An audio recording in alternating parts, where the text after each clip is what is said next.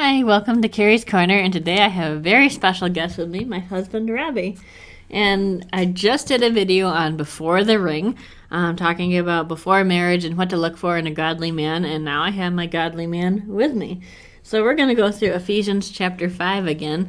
This time I want to get Robbie's spin on it and talk about what we've learned through marriage. So Robbie, what have you learned through Ephesians 5 pertaining to our marriage? Well, there's a lot to be learned through it because as a husband, we're more accountable for what goes on with our wives. Not to be too pragmatic or anything else because I am pretty mushy, if anybody knows. I might just end up kissing her and forget what I'm saying. Live camera. Yeah, that's fine. We had instructions not to make out, so we better not. Yes, well, we kind of listen to those things every once in a while, maybe. Once in a while. To husband loves your wives just as Christ also loved the church and gave himself for her that he might sanctify and cleanse her with the washing of the water by the word, that he might present her to himself a glorious church, not having a spot or wrinkle or any such thing, that she should be holy and without blemish. So husbands ought to love their own wives as their own bodies. He who loves his wife loves himself. No one ever hated his own flesh, but nourishes and cherishes it, just as the Lord does the church. For we are members of his body and his flesh and his bones. For this reason, a man shall leave his father and mother and be joined to his wife, and the two shall become one flesh. This is a great mystery, but I speak to you concerning Christ and the church. Nevertheless, let each one of you in particular so love his wife as himself, and let the wife see that she respects her husband. So, you, as a husband, when you're married to your wife, you spiritually lead her. You nourish her. You let her lean on you. To lead you. You have to lead her, and you have to take care of her, and you help be a safety net and safety valve and help point her towards the scriptures when these things are going on. Because, number one, a woman is naturally defensive because it's like one of those things where they feel like they're pursued, whether it's fair or foul. They feel like they're pursued a lot of the times. So it's a guy's job to sit there and make her feel secure.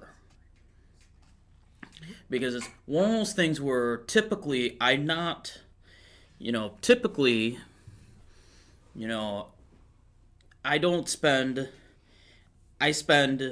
my wife sees everything that I do online. She has access to the phone and everything else. This is part of love, that she has 100% access to every single message and every single thing I ever said to anybody else, so there's no surprises. And yeah, that's one of the things I really appreciate about Robbie is that trust, and steadfastness to lead me, and he does such a good job at it. A lot of people think of leadership, kind of going back to your first question or your first comment, a lot of people think about leadership as something that's scary or something that's, what do you call it, maybe like masculine or whatever, but when it's done biblically, it's not that way. It's very much, Robbie's very good at leading. He does it tenderly. He doesn't coerce me into anything. He's very good at leadership. And I learned that about him kind of like through the whole 4 years of our marriage so far. He's very good at leadership. He's very good at taking the bull by the horns, taking responsibility, taking care of me, taking care of our kids. Leadership isn't something that you, like I said, take something out and crack over somebody's head. It's something that's done tenderly. It's something that's done really biblically. If you look at this Ephesians 5, if you love your wife, if he loves me like he says he does, and he does it really well, is to lead me. And I really appreciate it about Rob. And a lot of people know what you see on camera is just as gross as what goes on behind closed doors. So I'm really thankful for Rob and just how he leads us and the kids. So, Robbie, do you have any other comments? Well, it's just one of those things where as a nurturer, you need to be affectionate with your wife. You want to be real affectionate. You want to give her hugs. You want to give her kisses. You want to like make her feel like she's the church, that you love her. It's not, leadership isn't dry, and it isn't a bunch of orders. It's like you take responsibility for the things that are going on, and part of it is, but you hug, you nurture, you make them feel like, you help her with her femininity, like she feels like a female. This is inbuilt in guys because, in other words, I'm a queen maker. Yep. I'm there to sit there and put a crown on her head, and I'm here to sit there and just shower her with gifts. It's inside every single man naturally, but this generation of boys that are growing up to be men are really broken. Like, I'll even give like an example. When I was up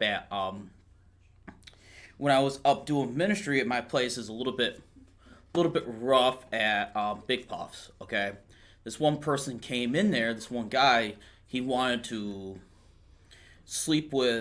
have open relationships with a bunch of different women, and the thing was, it's like, okay, well, he does. Well, here's the thing: he doesn't know what he wants because he's so broken. He's lonely, but he doesn't ever want to commit. Yep. And he's designed to queen one woman, to make a queen out of one woman, but he doesn't. It's just he's so broken. You could see that the natural, because this is how God built us, to be married to one woman and to make one queen. And it's obvious that this man is very, very lonely. And you get sad, and when you're broken like that, you get satisfied with taking what's second or third best in life, instead of like working on one relationship and one wife. Yep.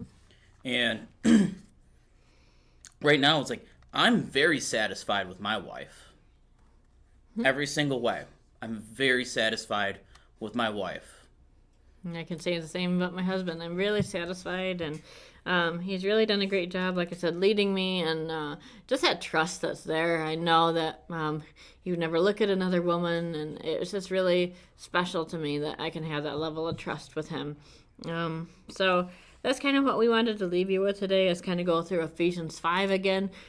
This time after the ring, Robbie's given some really good thoughts about leadership and about trust. And as you're looking forward to marriage, if you are married, I just want to encourage you to keep on looking towards Scripture as a blueprint for your marriage. So I just encourage you guys today and love you, and I hope you have a great day.